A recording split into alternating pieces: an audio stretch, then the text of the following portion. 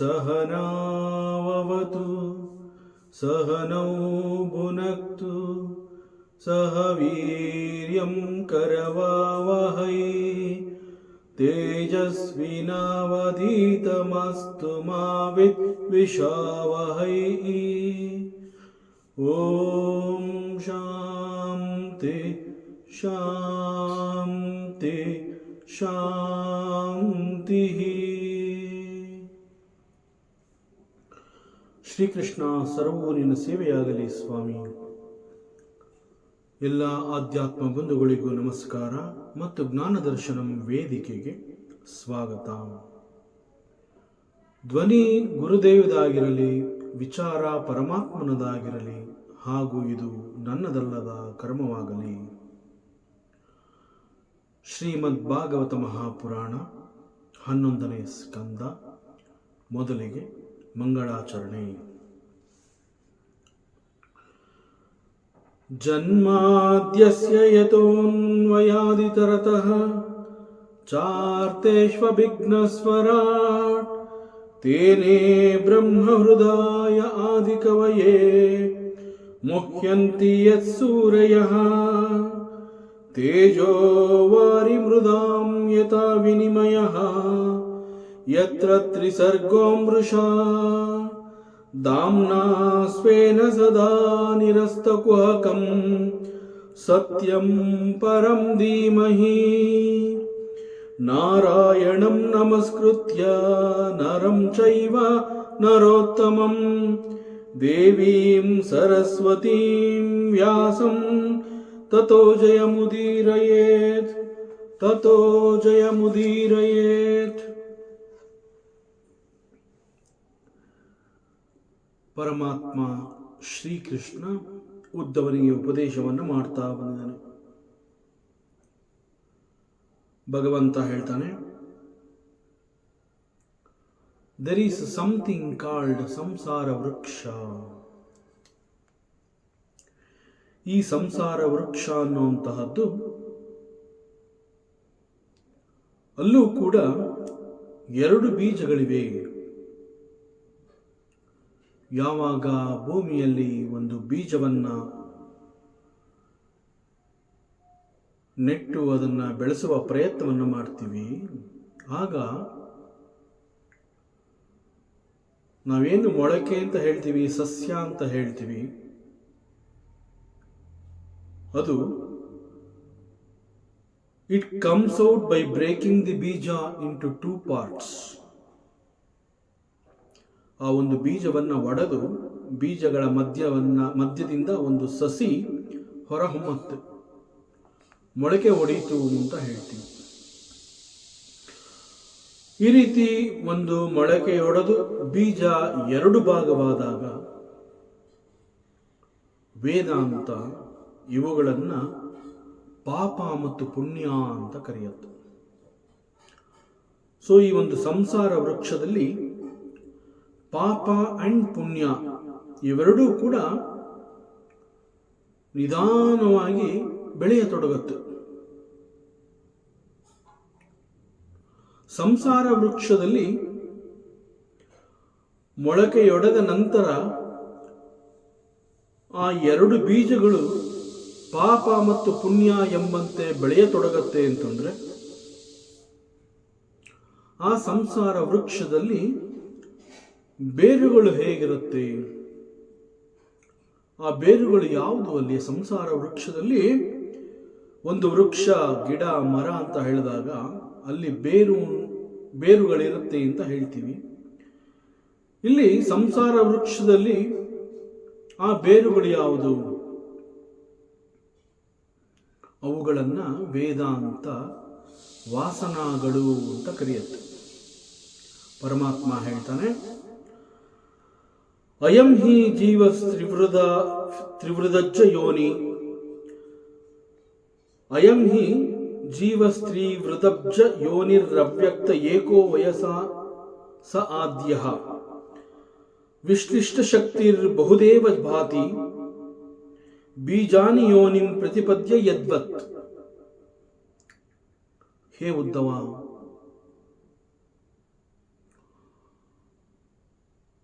You must understand this. You should always memorise this. ಇದು ಸದಾ ನಿನ್ನ ಗಮನದಲ್ಲಿರಬೇಕು. ನಾನೇ ಪರಮಾತ್ಮ, ನಾನೇ ತ್ರಿಗುಣಮಯ ಬ್ರಹ್ಮಾಂಡ ರೂಪಿ. ತ್ರಿಗುಣಮಯ ಬ್ರಹ್ಮಾಂಡ ರೂಪಿ ಕಮಲವನ್ನ ಉಂಟು ಮಾಡಿದವನು ನಾನೇ. ಇಷ್ಟೆಲ್ಲ ಆದರೂ ಕೂಡ ನನ್ನನ್ನು ನಾರಾಯಣ ಅಂತ ಕರೀತಾರೆ. And again this Narayana is ಅವ್ಯಕ್ತ. ಅವ್ಯಕ್ತನಾಗಿದ್ದುಕೊಂಡು ವಿಭಕ್ತನಾಗಿಯೂ ಏಕಮಾತ್ರನೂ ಆಗಿರುವೆ ನಾನು. ಮತ್ತು ನನ್ನನ್ನು ಪುರಾಣ ಪುರುಷ ಅಂತ ಕರೀತಾರೆ. ಸೊ ಐ ಆಮ್ ಪುರಾಣ ಪುರುಷ ಅಂಡ್ ಐ ಆಮ್ ಆದಿ. ಹೀಗೆ ಪರಮಾತ್ಮ ಅಂತ ಹೇಳಿದಾಗ ಈ ಪರಮಾತ್ಮ ಅನೇಕ ಶಕ್ತಿಗಳಲ್ಲಿ ತನ್ನನ್ನು ವಿಭಜಿಸಿಕೊಂಡು ಬೇರೆ ಬೇರೆ ಅನೇಕ ರೂಪಗಳನ್ನು ಹೊತ್ತು ಈ ಸೃಷ್ಟಿಯಲ್ಲಿ ಬರ್ತಾನೆ. ಅನೇಕ ರೂಪಗಳನ್ನು ಧರಿಸ್ತಾನೆ ಪರಮಾತ್ಮ. ಪರಮಾತ್ಮ ಅನೇಕ ರೂಪಗಳನ್ನು ಧರಿಸಿದರೂ ಕೂಡ ಹೀ ಈಸ್ ವಿಭಕ್ತ ಅಂಡ್ ಹೀ ಈಸ್ ಏಕಮಾತ್ರ. ಒಬ್ಬನೇ ಪರಮಾತ್ಮ. ಪರಮಾತ್ಮ ಒಬ್ಬನೇ ಆಗಿದ್ದುಕೊಂಡು ಈ ಸೃಷ್ಟಿಯಲ್ಲಿ ಅನೇಕ ಬೇರೆ ಬೇರೆ ರೂಪಗಳನ್ನು ಧರಿಸಿ ಬರ್ತಾನೆ. ಯಾವ ಯಾವ ರೂಪದಲ್ಲಿ ಹೇಗೆ ಹೇಗೆ ಪ್ರಕಾಶಿತನಾಗಬೇಕು, ಹೇಗೆ ಹೇಗೆ ಪ್ರಕಟಗೊಳ್ಳಬೇಕು, ಆ ರೀತಿಯಲ್ಲಿ ಪರಮಾತ್ಮ ಅನೇಕ ರೂಪಗಳನ್ನು ಹೊತ್ತು ಬರ್ತಾನೆ. ಪರಮಾತ್ಮ ಮಾತ್ರ ಒಬ್ಬ.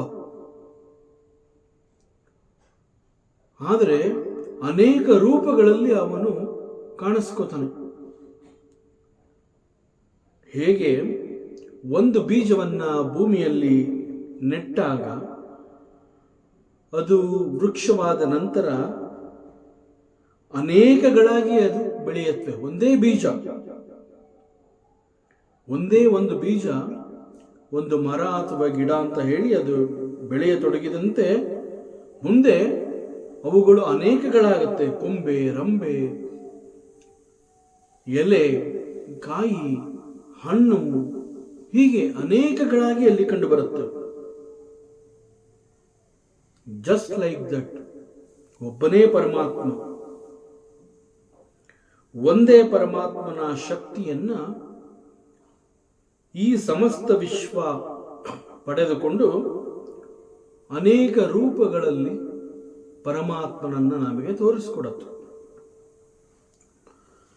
ದ್ವೇ ಅಸ್ಯ ಬೀಜೆ ಶತಮೂಲ ಸ್ತ್ರೀನಾಲಃ ಪಂಚಸ್ಕಂದ ಪಂಚರಸ ಪ್ರಸೂತಿ ದಶೈಕ ಶಾಖೋ ದ್ವಿಸುಪರ್ಣ ನೀಡಸ್ತ್ರಿ ವಲ್ಕಲೋ ದ್ವಿಫಲೋರ್ಕಂ ಪ್ರವಿಷ್ಟಃ. ಸಂಸಾರ ವೃಕ್ಷ ಆರ್ ಪ್ರಪಂಚ ವೃಕ್ಷ. ಈ ವೃಕ್ಷಕ್ಕೆ ಪಾಪ ಮತ್ತು ಪುಣ್ಯ ಅನ್ನುವಂತಹ ಎರಡು ರೀತಿಯ ಬೀಜಗಳಿವೆ. ಶತಮೂಲ ಸ್ತ್ರೀನಾಲಃ, ಈ ಪ್ರಪಂಚ ವೃಕ್ಷಕ್ಕೆ ಇರುವಂತಹ ಬೇರುಗಳಾದರೂ ಸುಮಾರು ಎಷ್ಟಿರಬಹುದು ಮತ್ತು ಅದು ಯಾವುದು? ಈ ಪ್ರಪಂಚ ವೃಕ್ಷದಲ್ಲಿರುವಂತಹ ಬೇರುಗಳು ಅಂತಂದ್ರೆ they are countless and they are called ವಾಸನಾಸ್ in Vedanta. And the very nature of this beru is shatamula strinalaha.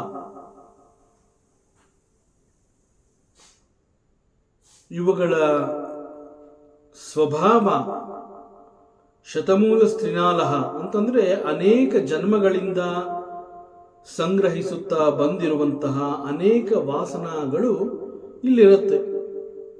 ಅವುಗಳ ಕಾರಣದಿಂದ The biggest contribution by this Shatamula Srinalaha is it keeps giving us the births and deaths. That is what is called Punarapi Jananam, Punarapi Maranam. ಇದು ಶತಮೂಲ ಸ್ತ್ರೀನಾಲಹ ಅಂತ ನಾವೇನು ಹೇಳ್ತೀವಿ ಅದರ biggest ಕೊಡುಗೆ, the greatest contribution.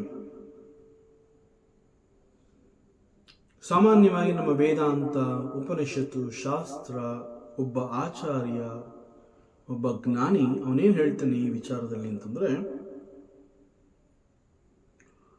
ಒಂದೇ ಒಂದು ಕರ್ಮ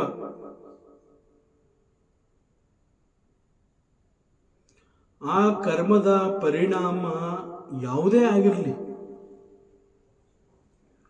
ಒಂದೇ ಒಂದು ಕರ್ಮಕ್ಕಿರುವಂತಹ ಶಕ್ತಿ ಏನು ಅಂತಂದ್ರೆ, ಆ ಒಂದು ಕರ್ಮ ನಮಗೆ ಮತ್ತೊಂದು ಜನ್ಮವನ್ನೇ ಕೊಡುವಷ್ಟು ಶಕ್ತಿಯುತವಾಗಿ ಆ ಕರ್ಮ ನಮ್ಮಲ್ಲಿ ಬೆಳೆದಿರುತ್ತೆ. ಸೊ ಒಂದು ಕರ್ಮದಿಂದ ಒಂದು ಜನ್ಮ,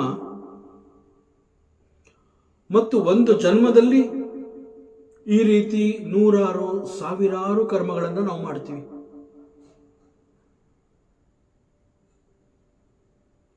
ಕರ್ಮಗಳನ್ನ ಮಾಡದೆ ನಾವು ತಪ್ಪಿಸ್ಕೊಳ್ಳೋದಕ್ಕೆ ಸಾಧ್ಯವೇ ಇಲ್ಲ. ನಾವು ಮಾಡುವಂತಹ ಕರ್ಮದ ಪರಿಣಾಮ ಯಾವ ರೀತಿ ಇದೆ, ಕರ್ಮವನ್ನ ಮಾಡೋದಕ್ಕೆ ಆರಿಸಿಕೊಂಡಿರುವಂತಹ ಮಾರ್ಗ ಯಾವುದು, ಅದರ ಬಗ್ಗೆ ಸಂಪೂರ್ಣವಾದ ಒಂದು ಪರಿಜ್ಞಾನ ಅನ್ನುವಂತಹದ್ದು ಇಲ್ಲದೆ ಹೋದರೂ ಕೂಡ ನಮ್ಮ ಬುದ್ಧಿಯ ಮಟ್ಟಕ್ಕೆ ನಾನು ಒಳ್ಳೆಯ ಕರ್ಮವನ್ನೇ ಮಾಡ್ತಾ ಇದ್ದೀನಿ ಅಂತ ಅನ್ಕೊಂಡ್ರೂ ಕೂಡ ಅದು ಒಂದು ಒಳ್ಳೆಯ ಕರ್ಮವೇ ಆಗಿದ್ರೂ ಕೂಡ ಆ ಕರ್ಮಕ್ಕೂ ಒಂದು ಜನ್ಮವನ್ನ ಕೊಡುವಷ್ಟು ಶಕ್ತಿ ಆ ಕರ್ಮದಲ್ಲಿ ಇದೆ. ಸೊ ಒಂದು ಕರ್ಮದಿಂದ ಒಂದು ಜನ್ಮ, ಒಂದು ಜನ್ಮದಲ್ಲಿ ನೂರಾರು ಸಾವಿರಾರು ಕರ್ಮಗಳು, ಆ ಕಾರಣದಿಂದ ಮತ್ತೆ ನೂರಾರು ಸಾವಿರಾರು ಜನ್ಮಗಳು ಪ್ರಾಪ್ತವಾಗುತ್ತೆ. That is what is said here, ಪುನರಪಿ ಜನನಂ ಪುನರಪಿ ಮರಣಂ. ಯಾಕೆ ಅಂತಂದ್ರೆ ಪ್ರತಿಯೊಂದು ಕರ್ಮಕ್ಕೂ ಕೂಡ ಅದರದೇ ಆದಂತಹ ಫಲಗಳು ಇರುತ್ತವೆ. ಹೀಗೆ ಕರ್ಮ ಮತ್ತು ಕರ್ಮದ ಫಲಗಳನ್ನ ಲೆಕ್ಕ ಹಾಕ್ತಾ ಹೋದಷ್ಟು ಕೂಡ ಎಣಿಸಲಾರದಷ್ಟು ವಾಸನಗಳನ್ನು ನಾವು ಹೊತ್ತಿರ್ತೀವಿ ಅನ್ನುವಂತಹ ಒಂದು ಸತ್ಯ ನಮ್ಮ ಅರಿವಿಗೆ ಬರುತ್ತೆ. ಸೊ ಸಂಸಾರ ವೃಕ್ಷದ ಬೇರುಗಳು ಅಂತಂದ್ರೆ ಈ ರೀತಿ ಅಸಂಖ್ಯ ಎಣಿಸಲಾರದಷ್ಟು ವಾಸನಗಳು ನಮ್ಮಲ್ಲಿ ಇರುತ್ತೆ. ಇನ್ಯೂಮರಬಲ್ ನಂಬರ್ ಆಫ್ ವಾಸನಾಸ್. They are called the roots of the samsara vriksha or prapancha vriksha. And these berugalu, the roots of this vriksha, they are nothing but our own vasanas. ಆ ವಾಸನಗಳನ್ನ ನಾವೇ ಕ್ರಿಯೇಟ್ ಮಾಡ್ಕೊಂಡಿರ್ತೀವಿ. ನಮ್ಮಿಂದಲೇ ಉತ್ಪನ್ನವಾಗಿರುವಂತಹ ವಾಸನಗಳು ಆ ಸಂಸಾರ ವೃಕ್ಷದಲ್ಲಿ ಬೇರುಗಳಾಗಿ ಇರುತ್ತವೆ. ಮತ್ತು ಸಂಸಾರ ವೃಕ್ಷ ಅಥವಾ ಪ್ರಪಂಚ ವೃಕ್ಷ ಅಂತಲೇ ಇದನ್ನು ಕರೀತಾ ಇರೋದ್ರಿಂದ ಈ ವೃಕ್ಷದ ಮೂಲ ಕಾಂಡ, the main trunk, what is it? So Vedanta ಹೇಳುತ್ತೆ, ಈ ತ್ರಿಗುಣಗಳು ಅಂತ ನಾವೇನು ಹೇಳ್ತೀವಿ, ಸತ್ವಗುಣ, ರಜೋಗುಣ, ತಮೋಗುಣ, ಈ ತ್ರಿಗುಣಗಳೇ ಈ ಪ್ರಪಂಚ ವೃಕ್ಷದ ಮೇನ್ ಟ್ರಂಕ್, ಮೂಲ ಕಾಂಡ. ಮತ್ತು ಒಂದು ವೃಕ್ಷ ಅಂತಂದಾಗ ಹೀಗೆ ಅಲ್ಲಿ ಒಂದು ಮೇನ್ ಟ್ರಂಕ್ ಅನ್ನುವಂತಹದ್ದಿರುತ್ತೆ, ಮುಖ್ಯ ಮೂಲವಾದ ಒಂದು ಕಾಂಡ ಇರುತ್ತೆ. ಆ ಕಾಂಡದಿಂದ ಹಲವಾರು ಕೊಂಬೆ ರೆಂಬೆಗಳು, ಆ ಎಲ್ಲ ಕೊಂಬೆ ರೆಂಬೆಗಳು ಉತ್ಪನ್ನವಾಗತ್ತೆ. ಮತ್ತು ಈ ಬ್ರಾಂಚಸ್ ಅಂತಂದ್ರೆ ಈ ಕೊಂಬೆ ರೆಂಬೆಗಳು ಅಂತಂದ್ರೆ ಏನು ಹಾಗಾದ್ರೆ? ವೇದಾಂತ ಮತ್ತೆ ಸ್ಪಷ್ಟಪಡಿಸುತ್ತೆ, ದೇ ಆರ್ ಕಾಲ್ಡ್ ದಿ ಪಂಚ ವಿಷಯಾಸ್. ವಾಟ್ ಈಸ್ ದಿಸ್ ಪಂಚ ವಿಷಯ? ಪಂಚಮಹಾ ವಿಷಯಗಳು ಅಂತಂದ್ರೆ ನಮ್ಮಲ್ಲಿ ಏನು ಒಂದು ಪಂಚೇಂದ್ರಿಯ ಅಂತ ನಾವು ಹೇಳ್ತೀವಿ, ಆ ಪಂಚೇಂದ್ರಿಯಗಳಿಗೆ, ಕಣ್ಣುಗಳಿಗೆ ವಸ್ತುವಿನ ನೋಟ, ಕಿವಿಗಳಿಗೆ ಶಬ್ದವನ್ನು ಕೊಡುವಂತಹದ್ದು, ಮೂಗಿಗೆ ವಾಸನೆ ಅಂತಂದ್ರೆ ಸ್ಮೆಲ್, ನಾಲಿಗೆಗೆ ಇಟ್ ಈಸ್ ದಿ ಟೇಸ್ಟ್ ರುಚಿ, ಮತ್ತು ಚರ್ಮಕ್ಕೆ ಸ್ಪರ್ಶ. These are the main branches of this trunk. On these sub-branches, ಎಲ್ಲೋ ಒಂದು ಕಡೆ ಈ ಒಂದು ಸಂಸಾರ ವೃಕ್ಷದ ಮುಖ್ಯ ಕಾಂಡದಿಂದ ಹೊರಟಂತಹ ಅನೇಕ ಕೊಂಬೆ ರೆಂಬೆಗಳ ಮಧ್ಯದಲ್ಲಿ ಎಲ್ಲೋ ಒಂದು ಕಡೆ ಒಂದು ಗೂಡು ಅಂತ ಇರುತ್ತೆ, ನೆಸ್ಟ್ ಅಂತ ಹೇಳ್ತೀವಿ. ಆ ಒಂದು ಗೂಡನ್ನ ನಮ್ಮ ವೇದಾಂತ ಹೃದಯ ಅಂತ ಹೇಳುತ್ತೆ. ಹೃದ್ ಅಂದ್ರೆ the core, the very important, the very centre, ಈ ರೀತಿ ಅದನ್ನು ಗುರುತಿಸ್ತೀವಿ. ಸೊ ಈ ಒಂದು ಗೂಡು ಅಥವಾ ಹೃದಯ,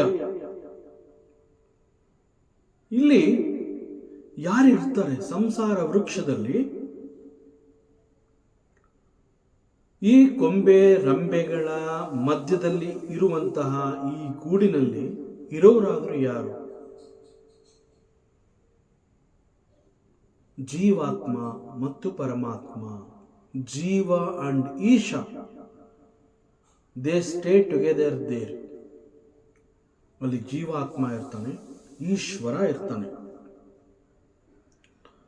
ಮತ್ತು ಈ ಹೃದಯದ ಗೂಡಿನಲ್ಲಿ ಇವರಿಬ್ರು ಇರ್ತಾರೆ, ಜೀವಾತ್ಮ ಅಂಡ್ ಪರಮಾತ್ಮ.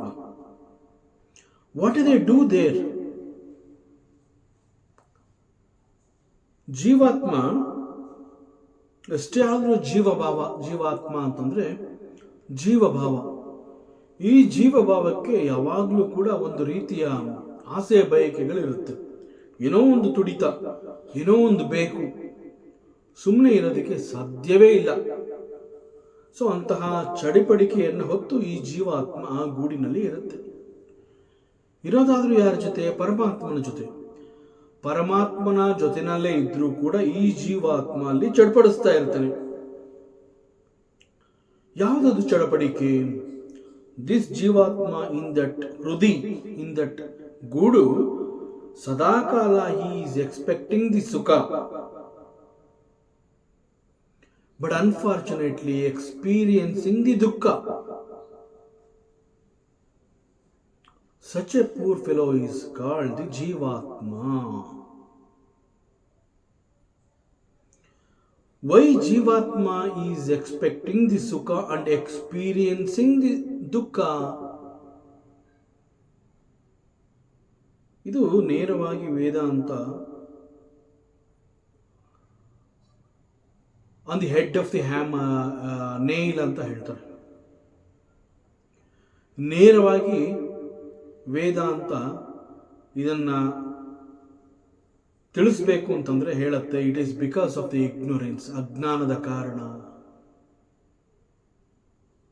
ಯಾಕೆ ಅಂತಂದ್ರೆ ದಟ್ ಜೀವಾತ್ಮ ಈಸ್ ವಿತ್ ಪರಮಾತ್ಮ in that nest. In spite of that, associating with the Paramatma, Jivatma, he expects Sukha. ಅದು ಯಾವ ತರ ಸುಖ? ಆಲ್ವೇಸ್, ಎಂದೂ ಮುಗಿಯದಂತಹ ಸುಖವನ್ನು ಅರಸ್ತಾ ಇರುತ್ತೆ. ಸದಾಕಾಲ it wants A comfort zone. Always ಹೀಗೆ ಸದಾಕಾಲ ಎಕ್ಸ್ಪೆಕ್ಟಿಂಗ್ ದಿ ಸುಖ, but unfortunately it is experiencing the ದುಃಖ. ಸೊ ಈಶ್ವರ ತನ್ನ ಜೊತೆನಲ್ಲೇ ಇರುವಂತಹ ಈಶ್ವರನಿಗೆ ಇಲ್ಲದೆ ಇರುವಂತಹ ಈ expectation, why it is for ಜೀವಾತ್ಮ. Both of them, they stay together in that samsara vriksha in a nest. Only Jivatma is expressing this desire, whereas the Ishvara or the Paramatma is very calm, cool, and he is very silent. So Ishvaranige ilde iruvantaha ee expectation or the desire, why it is for Jivatma? It is only because of the Ajnana, ignorance. ಹಾಗಾದ್ರೆ ಇನ್ನು ಎಷ್ಟು ಅಂತ ಈ ಜೀವ ಹೀಗೆ ಸುಖವನ್ನ ಹುಡುಕ್ತಾ ದುಃಖವನ್ನ ಅನುಭವಿಸಬೇಕು? ಇದಕ್ಕೆ ಕೊನೆಯನ್ನು ಅಂತ ಅದಿಲ್ವೇ ಇಲ್ವಾ? Always it is expecting the sukha and experiencing the dukkha. ಯಾವಾಗ ಸುಖವನ್ನ ಅರಿಸಿ ದುಃಖವನ್ನ ಎಕ್ಸ್ಪೀರಿಯನ್ಸ್ ಮಾಡುತ್ತೆ ಜೀವ, ಆ ನಂತರ ಕೂಡ ಅದು ಮತ್ತೆ ಇನ್ನೊಂದು ಆಸೆಯನ್ನ ಬೆಳೆಸ್ಕೊಳ್ಳುತ್ತೆ, ಮತ್ತೆ ಎಕ್ಸ್ಪೆಕ್ಟ್ ಮಾಡುತ್ತೆ ನನಗೆ ಸುಖವೇ ಬೇಕು ಅಂತ. ಆಗ್ಲೂ ಕೂಡ ಅದಕ್ಕೆ ದುಃಖವೇ ಅನುಭವ ಆಗತ್ತೆ. ಹಾಗೂ ಎಲ್ಲೋ ಮಧ್ಯದಲ್ಲಿ ಒಮ್ಮೆ ಸುಖವನ್ನ ಎಕ್ಸ್ಪೆಕ್ಟ್ ಮಾಡಿ ಸುಖದ ರುಚಿಯನ್ನೇ ಅನುಭವಿಸಿದ್ರು ಕೂಡ ಆ ಸುಖದ ರುಚಿಗೆ ಅಂಟಿಕೊಂಡು ಮತ್ತೆ ಅದೇ ರುಚಿ ಬೇಕು ಅಂತ ಹೇಳಿ ಮತ್ತೆ ಮತ್ತೆ ಎಕ್ಸ್ಪೆಕ್ಟ್ ಮಾಡುವಂತಹದ್ದು ಎಲ್ಲೋ ಮಧ್ಯೆ ಕೆಲವು ಕ್ಷಣಕಾಲ ಸುಖ ಸಿಗತ್ತೆ. ಸೊ ಹೀಗೆ ಇಂತಹ ಒಂದು ಸಂಸಾರ ವೃಕ್ಷದಲ್ಲಿ ಜೀವ ಸಿಕ್ಕಾಕೊಂಡು ನರಳ್ತಾ ಇದ್ದಾನೆ ಅಂತಂದ್ರೆ, ಈ ಸಂಸಾರ ವೃಕ್ಷ ಆರ್ ಪ್ರಪಂಚ ವೃಕ್ಷ ಅನ್ನುವಂತಹದ್ದು ಎಷ್ಟು ದೊಡ್ಡದಾಗಿರಬಹುದು ಹಾಗಾದ್ರೆ? ಯಾಕೆಂತಂದ್ರೆ ಪರಮಾತ್ಮ ಅಂತ ಹೇಳಿದಾಗ ಹಿ ಈಸ್ ಒನ್ ಓನ್ಲಿ. ಜೀವಾತ್ಮ ಅಂತ ಹೇಳಿದಾಗ ಕೋಟಿ ಕೋಟಿ ಜೀವಾತ್ಮಗಳು ಈ ಸೃಷ್ಟಿಯಲ್ಲಿ ಇವೆ. ಎಲ್ಲ ಜೀವಾತ್ಮರ ಹಣೆ ಬರಹನೂ ಇಷ್ಟು. ಎವ್ರಿಬಡಿ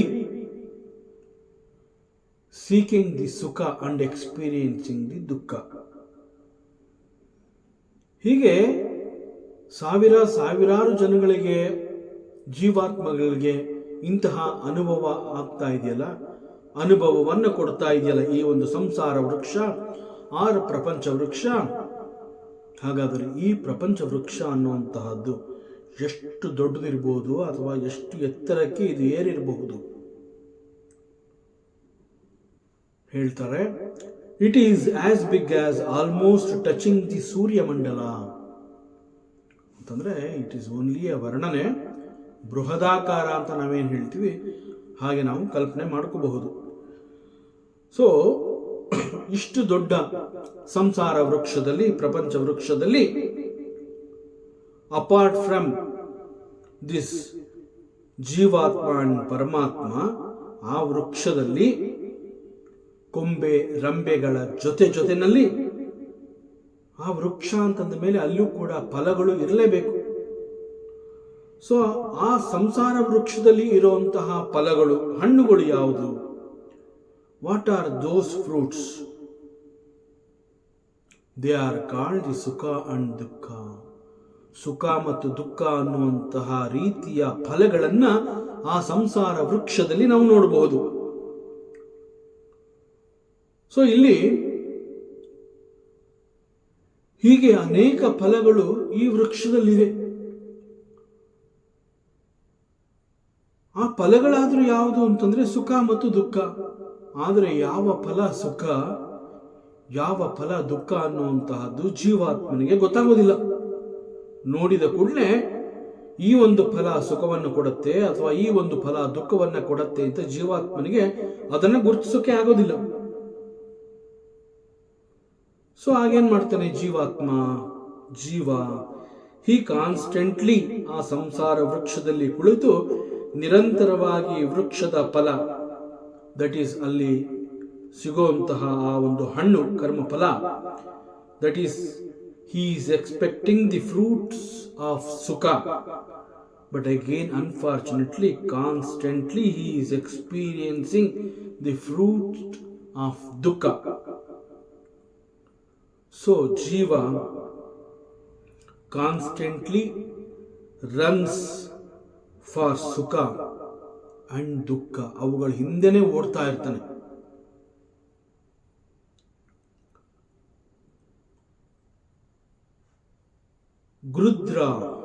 ಗೃದ್ರ ಅಂತಂದ್ರೆ this word is compare to a ಗೃಹಸ್ಥ. ಹೂ ಈಸ್ ಗೃಹಸ್ಥ? ಗೃಹಸ್ಥ ಅಂತಂದ್ರೆ ಗೃಹೇ ಮತಿಂ ಸ್ಥಿತಃ. ಗೃಹೆ ಅಂತಂದ್ರೆ ಒಂದು, ಈ ಸಂದರ್ಭದಲ್ಲಿ ಒಂದು ನೆಲೆ. ನಾವು ಮನುಷ್ಯನ ಬದುಕಿಗೆ ಮುಖ್ಯವಾಗಿರುವಂತಹ ಅತಿ ಅವಶ್ಯಕ ಅಂತ ಹೇಳಿದಾಗ ಫುಡ್, ಕ್ಲೋತಿಂಗ್, ಶೆಲ್ಟರ್ ಅಂತ ಹೇಳ್ತೀವಿ. ಅವುಗಳಲ್ಲಿ ಗೃಹೆ ಅಂತಂದ್ರೆ ನಾವು ಶೆಲ್ಟರ್ ಅಂತ ಏನು ಹೇಳ್ತೀವಿ, ಈ ಅರ್ಥದಲ್ಲಿ ಗೃಹೆ ಅನ್ನೋದನ್ನ ತಗೋಬಹುದು. ಸೊ ಹೂ ಇಸ್ ಗೃಹಸ್ಥ ಅಂತಂದ್ರೆ ಗೃಹೇ ಮತಿಂ ಸ್ಥಿತಃ. ಯಾವುದು ನನಗೆ ಶೆಲ್ಟರ್ ಅಂತ ತಿಳ್ಕೊಂಡು ಆ ಶೆಲ್ಟರ್ನಲ್ಲಿ he establishes himself there as he is secured. ಈ ಒಂದು ಮನೆ, ಈ ಒಂದು ನೆಲೆಯಲ್ಲಿ ನಾನು ಸುರಕ್ಷಿತವಾಗಿದ್ದೀನಿ. ಯಾಕೆ ಅಂತಂದ್ರೆ this is providing me the shelter and I am getting food and I have the clothes. ಅದರಿಂದ ಅವನ ಬುದ್ಧಿ ಸದಾ ಇಂತಹ ಒಂದು ರಕ್ಷಣೆಯಲ್ಲಿ ನಾನು ಇರಬೇಕು ಅನ್ನುವಂತಹದ್ದನ್ನ ಯೋಚನೆ ಮಾಡ್ತಾ ಇರುತ್ತೆ. The person who thinks like this, ನನಗಿಂತಹ ಒಂದು ಸುರಕ್ಷಿತವಾದ ತಾಣ, ಸೊ ಈ ಒಂದು ಕಂಫರ್ಟಬಲ್ ನನಗೆ ಸದಾ ಸಿಗಬೇಕು ಅಂತ ಯಾರೆಲ್ಲ ಯೋಚನೆ ಮಾಡ್ತಾ ಇರ್ತಾರೆ, ದೇ ಆರ್ ಕಾಲ್ಡ್ ದಿ ಗೃಹಸ್ಥಾಸ್. ಮತ್ತೆ ಇಲ್ಲಿ ಗೃದ್ರ ಅಂತ ಹೇಳಿರುವಂತಹದ್ದು, it's a bird and it has got the capacity or the strength to fly very high. ಬಹಳ ಎತ್ತರಕ್ಕೆ ಹಾರುವಂತಹ ಶಕ್ತಿಯನ್ನ ಈ ಗೃದ್ರ ಅನ್ನುವಂತಹ ಪಕ್ಷಿ ಹೊಂದಿದೆ. ಅಂಡ್ ಅನದರ್ ಫೀಚರ್ ಏನು ಅಂತಂದ್ರೆ, ಈ ಒಂದು ಪಕ್ಷಿ ತನ್ನ ಸಾಮರ್ಥ್ಯಕ್ಕೆ ತಕ್ಕಂತೆ ಎಷ್ಟೇ ಎತ್ತರಕ್ಕೆ ಆಕಾಶದಲ್ಲಿ ಹಾರಿದರೂ ಕೂಡ ಅದರ ದೃಷ್ಟಿ ಈ ಭೂಮಿಯಲ್ಲಿ ಸತ್ತು ಬಿದ್ದಿರುವಂತಹ ಯಾವುದೇ ಒಂದು ಬೇರೆ ಬೇರೆ ಪಕ್ಷಿ ಅಥವಾ ಸಣ್ಣ ಪ್ರಾಣಿ ಇರಬಹುದು, ಅವುಗಳನ್ನು ಹುಡುಕ್ತಾ ಇರುತ್ತೆ. ಆದ್ರೆ ಎಲ್ಲಿಂದ ಹುಡುಕ್ತಾ ಇರುತ್ತೆ? ಆಗಸದಲ್ಲಿ ಬಹಳ ಎತ್ತರಕ್ಕೆ ಹಾರಿರುತ್ತೆ. Because it has got that capacity. The strength of that pakshi, that grudra is, it can fly very high. ಅಷ್ಟು ಎತ್ತರಕ್ಕೆ ಅದು ಹಾರಿದ್ರೂ ಕೂಡ ಅದರ ದೃಷ್ಟಿ ಇಲ್ಲಿ ಕೆಳಗಡೆ ಭೂಮಿ ಮೇಲೆ ಇರುತ್ತೆ. ಭೂಮಿ ಮೇಲೆ ಏನು ಹುಡುಕ್ತಾ ಇರುತ್ತೆ? ಒಂದು ಸತ್ತು ಬಿದ್ದಿರುವಂತಹ ಸಣ್ಣ ಪ್ರಾಣಿಯನ್ನ ಅದು ಹುಡುಕ್ತಾ ಇರುತ್ತೆ. ಜಸ್ಟ್ ಲೈಕ್ ದಿಸ್, ಒಬ್ಬ ಗೃಹಸ್ಥನ ನೀತಿ ಸಾಮಾನ್ಯವಾಗಿ ಈ ರೀತಿನಲ್ಲಿರುತ್ತೆ. ಸೊ ಇದೇ ಸಂಸಾರ ವೃಕ್ಷದಲ್ಲಿ one is sitting like a ಹಂಸ, ದಟ್ ಈಸ್ ಈಶ್ವರ, ಪರಮಾತ್ಮ. And the beauty or the speciality of this ಹಂಸ ಈಸ್ ನೀರ ಕ್ಷೀರ ವಿವೇಕ. ನೀರ ಕ್ಷೀರ ವಿವೇಕ ಅಂತಂದ್ರೆ, ಹಂಸ ಅಂತ ಹೇಳಿದಾಗ this hamsa pakshi, it has got a capacity to separate the water from the milk. ಈ ಒಂದು ಸಾಮರ್ಥ್ಯ ಹಂಸ ಪಕ್ಷಿಗೆ ಇದೆ. ಸೊ ಈಗ ಉದಾಹರಣೆಗೆ ಹಾಲು ಮತ್ತು ನೀರನ್ನ ಬೆರೆಸಿ ಆ ಹಂಸ ಪಕ್ಷಿಯ ಮುಂದೆ ಇಟ್ಟರೆ, it will take only milk and water will be left out there.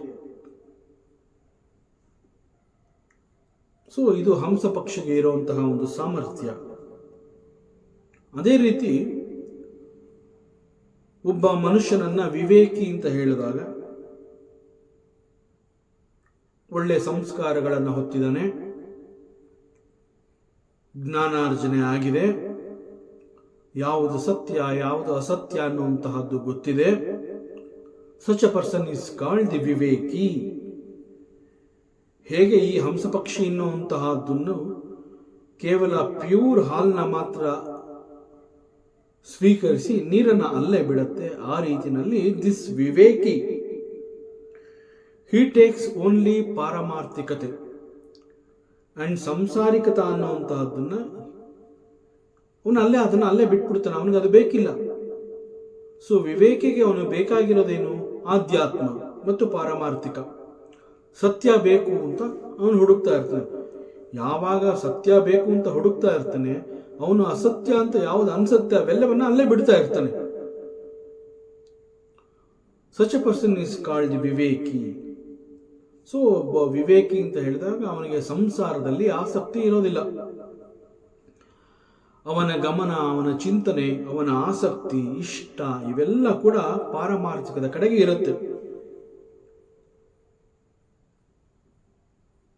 ಶಾಸ್ತ್ರ ಇಂತಹ ಒಬ್ಬ ವಿವೇಕಿಯನ್ನ ಹಂಸಾನಾಂ ರಾಜ ಅಂತ ಕರೆಯುತ್ತೆ. ನಾವು ಶ್ರೀರಾಮಕೃಷ್ಣರನ್ನ ರಾಮಕೃಷ್ಣ ಪರಮಹಂಸ ಅಂತ ಕರಿತೀವಿ. ಆ ರೀತಿಯಲ್ಲಿ ಶಾಸ್ತ್ರ ಒಬ್ಬ ವಿವೇಕಿಯನ್ನ ಹಂಸಾನಾಂ ರಾಜಹಂಸ. ದಿಸ್ ರಾಜಹಂಸ he is elegantly sitting. He is in the world but unattached to anything of this world. ಈ ಪ್ರಪಂಚದಲ್ಲಿ ಯಾವುದಕ್ಕೂ ಅಂಟಿಕೊಂಡಿಲ್ಲ, ಪ್ರಪಂಚಕ್ಕೆ ಅಂಟಿಕೊಂಡಿಲ್ಲ. But he is in this ಪ್ರಪಂಚ. ಹೀಗೆ ಜ್ಞಾನವನ್ನ ಗಳಿಸಬೇಕು ಅಂತಂದ್ರೆ ಅದು ಗುರುವಿನ ಮೂಲಕ ಶಿಷ್ಯ ಜ್ಞಾನವನ್ನ ಗಳಿಸಿದ ನಂತರ he also becomes a ಗುರು. ಮತ್ತೊಬ್ಬ ಶಿಷ್ಯನಿಗೆ ಅವನು ಜ್ಞಾನವನ್ನ ಕೊಡ್ತಾನೆ. ಆ ಶಿಷ್ಯ ಮತ್ತೆ ಗುರುವಾಗಿ ಮತ್ತೊಬ್ಬ ಶಿಷ್ಯನಿಗೆ ಜ್ಞಾನವನ್ನ ಕೊಡ್ತಾನೆ. ದಿಸ್ ಈಸ್ ಕಾಲ್ಡ್ ಗುರು ಪರಂಪರೆ. ಸೊ ಜ್ಞಾನ ಹೇಗೆ ಹರಿಯತ್ತೆ, ಹೌ ಇಟ್ ಫ್ಲೋಸ್ ಅಂತಂದ್ರೆ ಥ್ರೂ ಗುರು ಪರಂಪರಾ. ಸೊ ಜ್ಞಾನ ಈ ಗುರು ಪರಂಪರೆಯ ಮೂಲಕ ಹರಿಯುವಂತಹದನ್ನ ಇಟ್ ಈಸ್ ಆಲ್ಸೋ ಕಾಲ್ಡ್ ಉಪಾಸನಾ of the guru. By upasana of the Guru, one gets the knowledge. ಹೀಗೆ ಜ್ಞಾನ ಅನ್ನುವಂತಹದ್ದು ಸಂಪನ್ನವಾದಾಗ,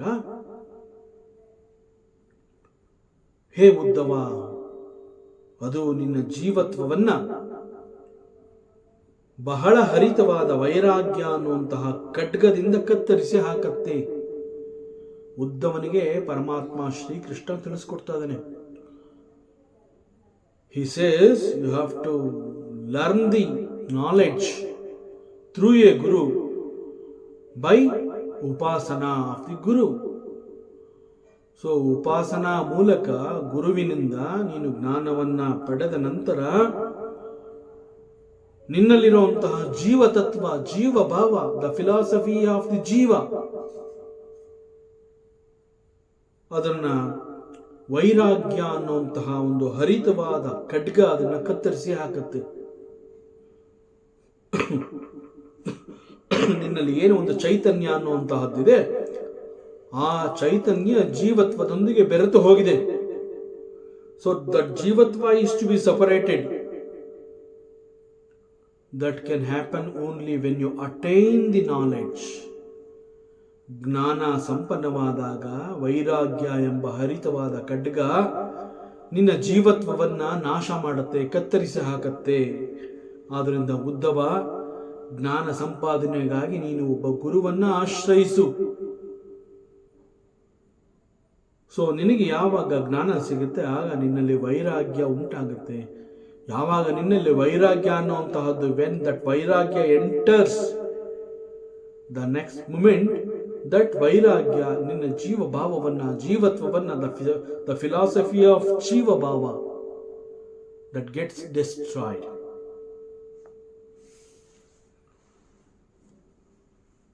ಸೊ ಹೀಗೆ ಜನ್ಮ ಜನ್ಮಾಂತರಗಳಿಂದ ಸಂಸಾರ ವೃಕ್ಷ ಅಂತ ಹೇಳಿದಾಗ ನಾವಲ್ಲಿ ವಾಸನ, ಬೇರುಗಳು, ಹೀಗೆ ಒಂದು ಕರ್ಮದಿಂದ ಒಂದು ಜನ್ಮ, ಒಂದು ಜನ್ಮದಿಂದ ಅನೇಕ ಕರ್ಮ, ಅನೇಕ ಕರ್ಮಗಳಿಂದ ಅನೇಕ ಜನ್ಮ, ಹೀಗೆ ಪುನರಪಿ ಮರಣಂ ಪುನರಪಿ ಜನನಂ ಅನ್ನುವಂತಹದ್ದು ಏನನ್ನ ನಾವು ಕಲ್ತ್ವಿ, the birth and death cycle, ಅದಕ್ಕೆ ಸಿಕ್ಕಾಕೊಂಡು ಒದ್ದಾಡ್ತಾ ಇರ್ತೀವಿ. To come out from that, the clutches of this births and deaths, jnana alone can help you. But this jnana is to be attained through upasana of a guru. Once ಈ ಜ್ಞಾನ ಅನ್ನುವಂತಹದ್ದು ಸಂಪನ್ನವಾದಾಗ the vairagya enters, and that vairagya, because of that vairagya, ಯಾವ ಒಂದು ಚೈತನ್ಯದೊಂದಿಗೆ ಜೀವಭಾವ ಅನ್ನುವಂತಹದ್ದು ಬೆರೆತಿರುತ್ತೆ, ಆ ಬೆರೆತಿರುವಂತಹ ಜೀವಭಾವವನ್ನು ಅದು separate ಮಾಡುತ್ತೆ. So ಇಂತಹ ಒಂದು ಶಕ್ತಿ ಇರುವಂತಹದ್ದು ಕೇವಲ ಒಬ್ಬ ಗುರು ಮತ್ತು ಜ್ಞಾನಕ್ಕೆ ಮಾತ್ರ. ಹೀಗೆ ಪರಮಾತ್ಮ ತಿಳಿಸಿದಾಗ ಅದು ಅರ್ಥ ಆದರೂ ಕೂಡ ಅನುಮಾನ, ಸಂಶಯ, ಒಂದು ಪ್ರಶ್ನೆ ಬರುತ್ತೆ. ಹೇಗೆ ನಮಗೆ ಒಂದು ಪ್ರಶ್ನೆ, ಅನುಮಾನ ಅನ್ನುವಂತಹದ್ದು ಬರುತ್ತೆ, ಆ ರೀತಿಯಲ್ಲಿ ಉದ್ಧವನಿಗೆ ಪರಮಾತ್ಮ ಈ ವಿಚಾರವನ್ನು ತಿಳಿಸಿದಾಗ ಉದ್ಧವ ಮತ್ತೆ ಪ್ರಶ್ನೆ ಮಾಡ್ತಾನೆ, ಹೇ ಪರಮಾತ್ಮ, ನೀ ಹೇಳಿದ್ದೆಲ್ಲ ಅರ್ಥ ಆಗ್ತಾ ಇದೆ ನನಗೆ, ಎಲ್ಲವನ್ನ ನಾನು ಸ್ವೀಕರಿಸ್ತಾ ಇದ್ದೀನಿ, ಆದರೂ ಕೂಡ ನನಗೆ ಕೆಲವು ಸಂಶಯಗಳು, ಪ್ರಶ್ನೆಗಳು ಬರ್ತಾ ಇದೆ. ಮನಸ್ಸು ಅಂತ ಹೇಳಿದಾಗ ಅಲ್ಲಿ ಅನೇಕ ಆಲೋಚನೆಗಳು ಇರುತ್ತವೆ. ಅವೆಲ್ಲವುಗಳನ್ನ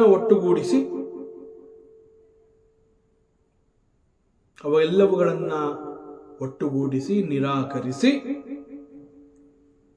ಅಂತರ್ಮುಖಿಯಾಗುವುದಾದರೂ ಹೇಗೆ? ಅಂತರ್ಮುಖಿ ಅಂತಂದ್ರೆ ದ ಇನ್ನರ್ ಜರ್ನಿ ಅಂತ ಹೇಳ್ತೀವಿ. ವೇದಾಂತದಲ್ಲಿ ಇದನ್ನ ಇನ್ನರ್ ಜರ್ನಿ ಅಂತ ಹೇಳ್ತಾರೆ, ಗೋ ವಿತಿನ್ ಅಂತ ಹೇಳ್ತಾರೆ, ಟೇಕ್ ಎ ಯೂ ಟರ್ನ್ ಅಂತ ಹೇಳ್ತಾರೆ.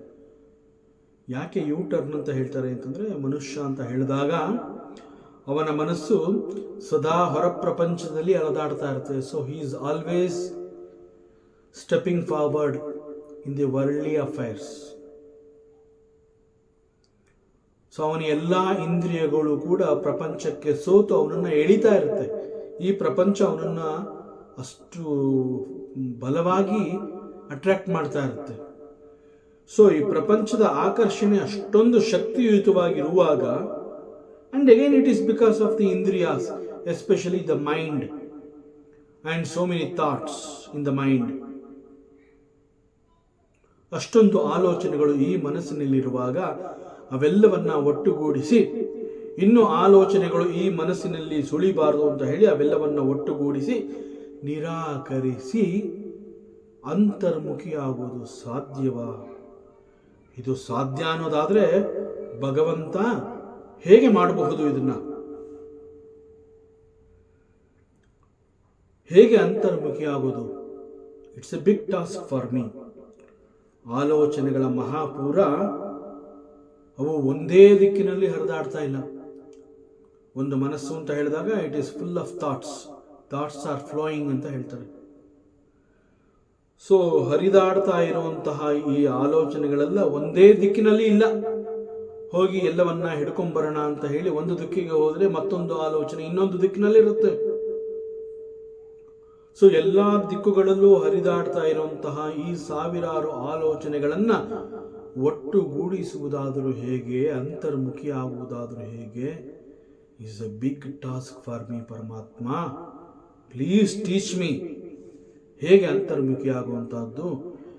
How can I take U turn? ಹೇಗೆ ನಾನು ಅಂತರ್ಮುಖಿಯಾಗಲಿ, ಅದನ್ನು ತಿಳಿಸ್ಕೊಡು ಅಂತ ಕೇಳ್ತಾನೆ. ಜೊತೆಗೆ ಯಾಕೆ ಇದು ಇಷ್ಟು ಕಷ್ಟ ಅಂತ ಹೇಳಿದಾಗ, ಹರಿದಾಡ್ತಾ ಇರುವಂತಹ ಈ ಆಲೋಚನೆಗಳು ಹಲವಾರು ದಿಕ್ಕುಗಳಲ್ಲಿ ಸಂಚರಿಸ್ತಾ ಇದೆ ಅಂತ ಹೇಳಿದಾಗ ಆ ಎಲ್ಲ ಆಲೋಚನೆಗಳಲ್ಲೂ ಕೂಡ ಬೇರೆ ಬೇರೆ ರೀತಿಯದೇ ಗುಣಗಳಿರುತ್ತೆ. ಅಲ್ಲೂ ಕೂಡ ಸತ್ವ, ರಜಸ್ಸು ಮತ್ತು ತಮೋ ಗುಣಗಳ ಪ್ರಭಾವ ಆ ಆಲೋಚನೆಗಳಲ್ಲಿ ಇರುತ್ತೆ. ಅನೇಕ ಬಾರಿ ಈ ಮೂರೂ ಗುಣಗಳು ಕೂಡ ಒಂದಕ್ಕೊಂದು ಬೆರೆತು ಹೋಗಿರುವಂತಹ ಸಂದರ್ಭ ಕೂಡ ಇದೆ. ಸೊ ಬೆರೆತು ಹೋಗಿರುವಂತಹ ಗುಣಗಳನ್ನ ಒಂದೊಂದು ಆಲೋಚನೆಯಿಂದ ಬೇರ್ಪಡಿಸಿ ಅನೇಕ ದಿಕ್ಕುಗಳಲ್ಲಿ ಹರಿದಾಡ್ತಾ ಇರುವಂತಹ ಆಲೋಚನೆಗಳನ್ನ ಒಂದೇ ದಿಕ್ಕಿನಲ್ಲಿ ಸಂಚರಿಸುವಂತೆ ಮಾಡಿ ಆ ನಂತರದಲ್ಲಿ ಎಲ್ಲ ಆಲೋಚನೆಗಳನ್ನು ಒಂದು ಬಂಡ್ಲು ಮಾಡಿ ನಂತರ ಅವುಗಳನ್ನು ನಿರಾಕರಿಸಿ then I have to take a U turn. Paramatma, it's a very big task. ಮನಸ್ಸು ಇಷ್ಟೊಂದು ಗೊಂದಲಗಳಿಗೆ ಸಿಕ್ಕಾಕೊಂಡಾಗ ಪರಿಹಾರ ಏನು, ನಾ ಏನು ಮಾಡಬೇಕು ಅನ್ನುವಂತಹ ಪ್ರಶ್ನೆಯನ್ನ ಉದ್ಧವ ಭಗವಂತನಲ್ಲಿ ಮಾಡಿದ್ದಾನೆ.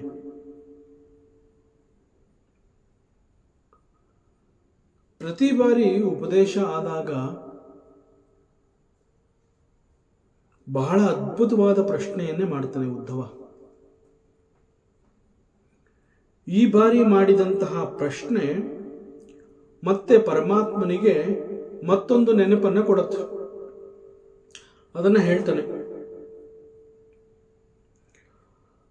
ಹಂಸರೂಪದಿಂದ ಸನಕಾದಿಗಳಿಗೆ ಮಾಡಿದಂತಹ ಉಪದೇಶದ ಸಾರವನ್ನ ಮತ್ತೆ ಇಲ್ಲಿ ನೆನಪು ಮಾಡಿಕೊಂಡು ಅದನ್ನೇ ಇಲ್ಲಿ ಉದ್ಧವನಿಗೆ ಹೇಳ್ತಾನೆ. ಅಂಡ್ ದಿಸ್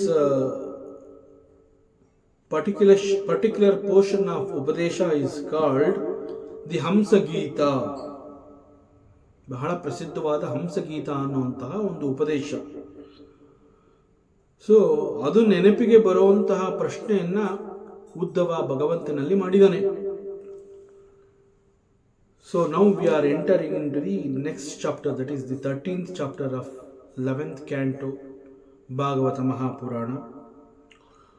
ಸೊ ಇಲ್ಲಿ ಪರಮಾತ್ಮ ಹಂಸರೂಪದಿಂದ ಸನಕಾದಿಗಳಿಗೆ ಉಪದೇಶವನ್ನು ಮಾಡ್ತಾನೆ. ಅದರ ವರ್ಣನೆ ಈ ಅಧ್ಯಾಯದಲ್ಲಿ ಕಂಡುಬರುತ್ತೆ. ಆಕ್ಚುಲ್ ಆಗಿ ಸನಕಾದಿಗಳು ಪರಮಾತ್ಮ ಶ್ರೀಕೃಷ್ಣನ ಇಂತಹ ಒಂದು ಪ್ರಶ್ನೆ ಮಾಡಲಿಲ್ಲ. ಈ ಸನಕಾದಿಗಳು ಬ್ರಹ್ಮನನ್ನ ಕುರಿತು ಪ್ರಶ್ನೆಯನ್ನ ಮಾಡ್ತಾರೆ. ಸನಕಾದಿಗಳು ಬ್ರಹ್ಮನನ್ನ ಪ್ರಶ್ನಿಸಿದಾಗ ಬ್ರಹ್ಮ ಹೇಳ್ತಾನೆ, ಇದು ನನಗೆ ಗೊತ್ತಿಲ್ಲ, I am not able to answer this, ಇದು ನನ್ನಿಂದ ಸಾಧ್ಯ ಇಲ್ಲ. ಆದ್ರಿಂದ ಇದಕ್ಕಾಗಿ ನಾನು ಭಗವಂತನನ್ನ ಕುರಿತು ಪ್ರಾರ್ಥನೆ ಮಾಡ್ತೀನಿ ಅಂತ ಹೇಳಿ ಭಗವಂತನನ್ನ ಪ್ರಾರ್ಥಿಸಿದಾಗ the supreme lord he comes into the ಸನಕಾದಿಗಳು ಅಲ್ಲಿಗೆ ಬಂದು ಹಂಸರೂಪದಲ್ಲಿ ಬರ್ತಾನೆ. ಅಂಡ್ ಥ್ರೂ ಹಂಸರೂಪ ಅವರೆಲ್ಲರಿಗೂ ಕೂಡ ಉಪದೇಶವನ್ನು ಮಾಡ್ತಾನೆ. ಹಿ ಶೇರ್ಡ್ ದಿ ನಾಲೆಡ್ಜ್. ಸೊ ಇದು ಈ 13ನೇ ಅಧ್ಯಾಯದಲ್ಲಿ ಕಂಡುಬರುತ್ತೆ. ಪರಮಾತ್ಮ ಹೇಳ್ತಾನೆ, ಹೇ ಉದ್ಧವ, ತ್ರಿಗುಣಗಳು ಅಂತ ಕರೆಯುವ ಸತ್ವ, ರಜೋ ಮತ್ತು ತಮೋ ಇವುಗಳು ಇಟ್ ಬಿಲಾಂಗ್ಸ್ ಟು ದಿ ಬುದ್ಧಿ. ಆದರೆ ವೆನ್ ಇಟ್ ಈಸ್ ಸೆಡ್ ಆತ್ಮ, ಆತ್ಮ ಅಂತ ಹೇಳಿದಾಗ ಮನೋಬುದ್ಧಿ, that is the mind and intellect, they are closely associated with the body also, physical body also. But ಆತ್ಮ ಅಂತ ಹೇಳಿದಾಗ ಆತ್ಮ ಈಸ್ ನಾಟ್ ಬಾಡಿ. ಹೇಗೆ ಆತ್ಮ ಅಂತ ಹೇಳಿದಾಗ ಶರೀರ ಈಸ್ ನಾಟ್ ದಿ ಆತ್ಮ ಅಂತ ಹೇಳ್ತೀವಿ, ಆ ರೀತಿಯಲ್ಲಿ this manobuddhi, the intellect is also not atma. But by using these gunas, ಸತ್ವಗುಣವನ್ನು ಆಧಾರವಾಗಿಟ್ಕೊಂಡು ರಜೋಗುಣ ಮತ್ತು ತಮೋಗುಣಗಳನ್ನು ನಾಶ ಮಾಡ್ಕೋಬಹುದು. ಗುಣ ಅಂತ ಹೇಳಿದಾಗ ಅಲ್ಲಿ 3 ಗುಣಗಳು ಕೂಡ ಬೆರೆತುಕೊಂಡಿರುತ್ತವೆ. ಸತ್ವ, ರಜೋ ಮತ್ತು ತಮೋ ಗುಣಗಳೆಲ್ಲವೂ ಕೂಡ ಒಂದಕ್ಕೊಂದು ಬೆರೆತು ಹೋಗಿರುತ್ತೆ. ಬೈ ಫೋಕಸಿಂಗ್ ಆನ್ ಸತ್ವಗುಣ, ಸತ್ವಗುಣವನ್ನು ಆಧಾರವಾಗಿಟ್ಕೊಂಡು ಆ ಮೂಲಕ ರಜೋಗುಣ ಮತ್ತು ತಮೋ ಗುಣಗಳನ್ನು ನಾಶ ಮಾಡ್ಕೋಬಹುದು. ಮತ್ತು ಅಂತರಂಗದಲ್ಲಿ there is one more tool, there is one more instrument and it is called the inner instrument. ಅದನ್ನು ಅಂತಃಕರಣ ಅಂತ ಕರೀತಾರೆ. ಈ ಅಂತಃಕರಣ ಅನ್ನುವಂತಹದ್ದು ಕೂಡ ಬಹಳ ಪರಿಶುದ್ಧವಾಗಿರಬೇಕು. ಆಧ್ಯಾತ್ಮ ಅಂತ ಹೇಳಿದಾಗ ಈ ಅಂತಃಕರಣ ಅನ್ನುವಂತಹದ್ದು ಎಷ್ಟು ಪರಿಶುದ್ಧವಾಗಿರುತ್ತೆ, ಅದಕ್ಕೆ ತಕ್ಕಂತೆ ಈ ಆಧ್ಯಾತ್ಮದಲ್ಲಿ ಬೆಳವಣಿಗೆಯನ್ನು ನೋಡಬಹುದು. ಆದ್ದರಿಂದ ದಿಸ್ ಅಂತಃಕರಣ ಶುದ್ಧವಾದ ನಂತರ we have to drop even the ಸತ್ವಗುಣ ಆಲ್ಸೋ. ಯಾವ ಒಂದು ಸತ್ವಗುಣವನ್ನು ಆಧಾರವಾಗಿಟ್ಕೊಂಡು ರಜೋಗುಣ ಮತ್ತು ತಮೋ ಗುಣವನ್ನು ನಾವು ನಾಶ ಮಾಡಿಕೊಂಡ್ವಿ, that is the state, that is the time that even this antahkarana is also getting cleaned. Once it is understood that the Antakarana is also Parishuddha, then Antakarana that plays a major role in Adhyatma. Aga we have to drop even this Satvaguna also. So ನಮಗೆ ಈ ಯಾವ ಗುಣಗಳು ಕೂಡ ಆಗಬೇಕಿಲ್ಲ. ಸತ್ವಗುಣವನ್ನು ತ್ಯಜಿಸಿದಂತಹ ಒಬ್ಬ ಸಾಧಕ ಆ ಜೀವನನ್ನು ಗುಣಾತೀತ ಅಂತ ನಮ್ಮ ವೇದಾಂತ ಕರೆಯುತ್ತೆ. ಸೊ ಮನುಷ್ಯ ಸತ್ವಗುಣ ಸಂಪನ್ನನಾದಾಗ ಅವನಲ್ಲಿ ಧರ್ಮ ಅನ್ನುವಂತಹದ್ದು ವೃದ್ಧಿಯಾಗ್ತಾ ಇರುತ್ತೆ. ದಟ್ ಮೀನ್ಸ್ ಧರ್ಮ ವೃದ್ಧಿಯಾಗ್ತಾ ಇದೆ. ಇಲ್ಲಿ ಧರ್ಮ ಇದೆ ಅಂತಂದರೆ it is because of the ಸತ್ವಗುಣ. ಎಲ್ಲಿ ಸತ್ವ ಅನ್ನುವಂತಹದ್ದು ಅಧಿಕವಾಗಿರುತ್ತೆ ಅಲ್ಲಿ ಧರ್ಮ ಅನ್ನುವಂತಹದ್ದು ಪ್ರಾಮುಖ್ಯತೆ ಪಡೆದಿರುತ್ತೆ. ಸೊ ಸತ್ವಗುಣ ಸಂಪನ್ನನಾದಾಗ ಆ ಸಾಧಕನಲ್ಲಿ, ಆ ಡಿವೋಟಿಯಲ್ಲಿ ಕೂಡ ಧರ್ಮ ಅನ್ನುವಂತಹದ್ದು ವೃದ್ಧಿ ಆಗ್ತಾ ಇರುತ್ತೆ. ಈ ಸಂದರ್ಭದಲ್ಲಿ ಆ ಸಾಧಕನ ಸೇವನೆ ಕೂಡ ಬಹಳ ಸಾತ್ವಿಕ ಪದಾರ್ಥಗಳಿಂದಲೇ ಕೂಡಿರುತ್ತೆ. ಸಾತ್ವಿಕ ಪದಾರ್ಥಗಳ ಸೇವನೆ ಮಾತ್ರ ಈ ಡಿವೋಟಿ ಮಾಡ್ತಾ ಇರೋದ್ರಿಂದ ಕ್ರಮೇಣ ಅವನಲ್ಲಿ ಸತ್ವಗುಣಗಳೇ ಬೆಳೆಯತೊಡಗುತ್ತೆ. You cannot find rajoguna and tamoguna there, because ಅವನ ಕನ್ಸಂಪ್ಷನ್, ಅವನು ಯೂಸ್ ಮಾಡುವಂತಹದ್ದೆಲ್ಲ ಸಾತ್ವಿಕ ಪದಾರ್ಥಗಳು. ಸಾತ್ವಿಕ ಪದಾರ್ಥಗಳ ಸೇವನೆಯಿಂದ ಸತ್ವಗುಣ ಅಧಿಕವಾಗಿ ಕೊನೆಗೆ you are not able to find the rajoguna and tamoguna in that devotee. ಹೀಗಾದಾಗ ಈ ಒಂದು ಪರಿಣಾಮದಿಂದ ಅವನು ಧರ್ಮದಲ್ಲಿ ಆಸಕ್ತನಾಗ್ತಾನೆ. And another benefit of sattvaguna ಅಂತಂದರೆ, ಯಾವಾಗ ಸತ್ವಗುಣ ಅನ್ನುವಂತಹದ್ದು ಅದರ ಬಲ ವೃದ್ಧಿಯಾಗತ್ತೆ ಆಗ ಅದು ರಜೋಗುಣ ಮತ್ತು ತಮೋಗುಣಗಳನ್ನು ನಾಶ ಮಾಡುತ್ತೆ. ಇವನೇನು ಮಾಡಬೇಕಾಗಿಲ್ಲ. This devotee he need not do anything. ರಜೋಗುಣ ಮತ್ತು ತಮೋಗುಣಗಳನ್ನು ನಾಶ ಮಾಡೋದಕ್ಕೆ ಅವನು ಯಾವ ಶ್ರಮವನ್ನು ಹಾಕಬೇಕಾಗಿಲ್ಲ. ಕೇವಲ ಅವನಲ್ಲಿ ಬೆಳೆದಂತಹ ಆ ಒಂದು ಸತ್ವಗುಣ, ಆ ಧರ್ಮ ಜಾಗೃತಿಯಾದಾಗ ಅವನಲ್ಲಿ ಅಡಗಿರುವಂತಹ ರಜೋಗುಣ ತಮೋಗುಣಗಳು ಕೂಡ ಕ್ರಮೇಣ ನಾಶವಾಗ್ತಾ ಬರುತ್ತೆ. ಸೊ ಇದರ ಅರ್ಥ ಏನು ಅಂತಂದರೆ, ದಿಸ್ ರಜೋಗುಣ ಆ್ಯಂಡ್ ತಮೋಗುಣ ಅದರ ಮೂಲ ಯಾವುದು ಅಂತಂದರೆ ಅಧರ್ಮ ಅನ್ನುವಂತಹದ್ದು ಗೊತ್ತಾಗುತ್ತೆ. ಸೊ ಹೀಗೆ ರಜೋಗುಣ ಮತ್ತು ತಮೋಗುಣಗಳು ನಾಶವಾದ ನಂತರ ಅವನ ಸಾಧನೆ, ಆ ಸಾಧನೆಯಲ್ಲಿ ಅವನು ಮತ್ತಷ್ಟು ತೀವ್ರತೆಯನ್ನು ತಂದುಕೊಂಡಾಗ ಅಧರ್ಮ ಕೂಡ ನಾಶವಾಗಿ ಹೋಗುತ್ತೆ. ಸೊ ಈ ಒಂದು ಪ್ರೋಸೆಸ್ನಲ್ಲಿ ಪುರುಷ ಹಿ ಬಿಕಮ್ಸ್ ವೆರಿ ಪ್ಯೂರ್. ಹೀಗೆ ಹೇಳಿದಾಗ ಕೂಡ ಒಂದು ಪ್ರಶ್ನೆ ಬರುತ್ತೆ, ಯಾರಲ್ಲಿ ಯಾವ ಗುಣ ಇದೆ ಎನ್ನುವಂತಹದನ್ನು ಗುರುತಿಸೋದಾದರೂ ಹೇಗೆ ಎನ್ನುವ ಒಂದು ಪ್ರಶ್ನೆ ಬರುತ್ತೆ. ಅದಕ್ಕೆ ಪರಮಾತ್ಮ ಮತ್ತೆ ಹೇಳ್ತಾನೆ, ಓಹೋ ಈ ಪ್ರಶ್ನೆನೂ ಬಂತ ನಿನಗೆ, ಒಳ್ಳೆಯದಾಯಿತು, ಐ ವಿಲ್ ಟೆಲ್ ಯು. ಈಗ ಇಲ್ಲಿ ಲೋಕದಲ್ಲಿ ಈಗಾಗಲೇ ಶ್ರೇಷ್ಠ ಜನರು, ಮಹಾತ್ಮರು ಅಂತ ಕೆಲವರು ಅನ್ನಿಸ್ಕೊಂಡಿದ್ದಾರೆ.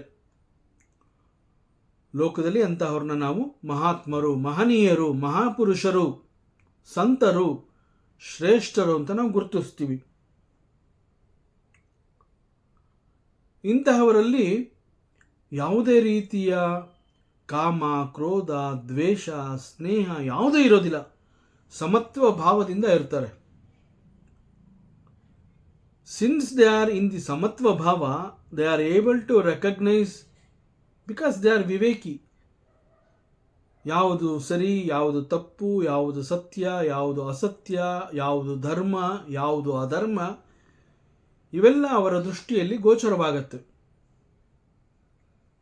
ಹೀಗೆ ಅವರಿಗೆ ಗೊತ್ತಾದಾಗ ಇಂತಹ ಮಹನೀಯರು, ಸಂತರು, ಶ್ರೇಷ್ಠ ಪುರುಷರು ಯಾರನ್ನ ಪ್ರಶಂಸೆ ಮಾಡ್ತಾರೆ ಅಂತಹವರನ್ನ ಸಾತ್ವಿಕ ಅಂತ ನೀನು ತಿಳ್ಕೋಬಹುದು. ನಿನ್ನ ಪ್ರಶ್ನೆ ಏನು? ಗುಣಗಳು ಈ ರೀತಿ ಇರೋದ್ರಿಂದ ಯಾರಲ್ಲಿ ಯಾವ ಗುಣ ಇದೆ ಅನ್ನೋಂಥದ್ದನ್ನು ಹೇಗೆ ತಿಳ್ಕೊಳ್ಳೋದು ಅನ್ನೋದು ಉದ್ದವ ನಿನ್ನ ಪ್ರಶ್ನೆ ಆಗಿತ್ತು. So I am telling you, ಲೋಕದಲ್ಲಿ ಈಗಾಗಲೇ ಒಬ್ಬ ಗುರು, ಆಚಾರ್ಯ ಅಂತ ಏನು ಒಬ್ಬ ಮಹಾಪುರುಷ ಇರ್ತಾನೆ,